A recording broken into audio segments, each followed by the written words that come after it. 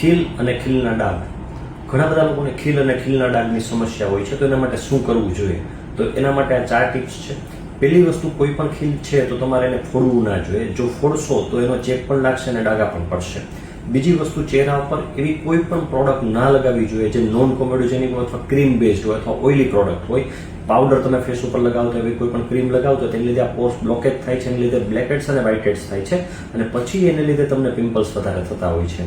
ત્રીજી વસ્તુ કે પિમ્પલ્સ છે તો પ્રોપર ડર્મેટોલોજીસ્ટ પાસે જઈ એની પ્રોપર ટ્રીટમેન્ટ કરાવો કે જેથી કરીને એની સારવાર થઈ અને તમને ડાઘાને છે બધી વસ્તુ રિપેર થઈ શકે. અને ફોર્થ થિંગ કે એની એકને થેરાપી કરાવો, જેને અમે એકને ફ્રી સ્પોટ ફ્રી થેરાપી કહેતા હોઈએ છીએ.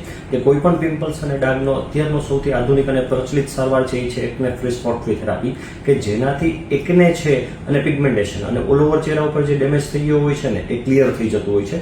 ઓલ ઓવર ફેસની અંદર જે ખાડા અને ડાઘા પડવાના હોય એ પણ ના પડે અને ફેસની જે અંદર જે નાના નાના કોમેડોન્સ અને ઓઇલી સ્કિન હોય ને એ પણ ક્લિયર કરતા હોય છે. તો મેઇન જે કારણ છે એ છે ઓઇલ, એટલે ઓઇલ કંટ્રોલ થવું જોઈએ. એટલે એના માટે સારું ફેસ વોશ યુઝ કરવું જોઈએ. એકને ફ્રી સ્પોટ ફ્રી થેરાપી વિશે વધારે માહિતી જોતી હોય તમે કોમેન્ટ કરી શકશો. તથા કોઈ પણ પ્રકારની તમને ક્વેરી હોય કે આ પ્રોડક્ટ યુઝ કરવી હોય કે ના કરવી જોઈએ તો પણ તમે કોમેન્ટ કરી શકશો. પણ કોઈ પણ પ્રોડક્ટ સિલેક્ટ કરી અથવા ઓનલાઈન જોઈને વાપરવાનું શરૂ ના કરી દેવું જોઈએ. એનાથી પણ પિમ્પલ્સ વધારે થાય છે. ફોડવા ના જોઈએ.